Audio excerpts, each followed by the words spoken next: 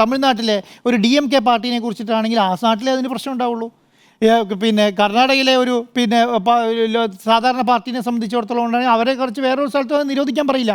ആർക്കാണോ എഫക്റ്റ് ചെയ്യുന്നത് അവരത് നിരോധിക്കാൻ പറയും. അപ്പോൾ ഇവിടെ എന്താണ് സംഭവിച്ചത്? ഇവിടെ സംഘപരിവാർ വലിയ രീതിയിൽ ഇതിനെതിരെ പ്രതികരിക്കുകയാണ്. അതിനെന്താ ഇപ്പം ഇന്ന് ഈ 17 ഭാഗങ്ങൾ വെട്ടുമെന്ന് പറഞ്ഞതിന് ശേഷം നമ്മുടെ BJPയുടെ മുൻ സംസ്ഥാന അധ്യക്ഷൻ K. സുരേന്ദ്രൻ ഇട്ടൊരു പോസ്റ്റ് ഉണ്ട്. ഇനി നാളെ എംബാം ചെയ്ത പുരാൻ എന്നുള്ള അർത്ഥത്തിലാണ് ഇടുന്നത്. എന്തിനാണ് അങ്ങനെ ഒരു സംവിധാനം ഇടുന്നത്?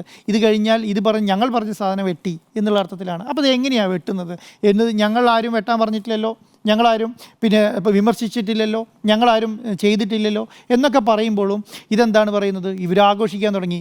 മാപ്പ് പറഞ്ഞതിൽ ഞാൻ മോഹൻലാലിനെ സ്തുതിക്കുകയാണ്. എന്തുകൊണ്ടാണെന്നറിയോ? മോഹൻലാൽ മാപ്പ് പറഞ്ഞില്ലായിരുന്നെങ്കിലുണ്ടല്ലോ സംഘപരിവാർ പെട്ടേനെ.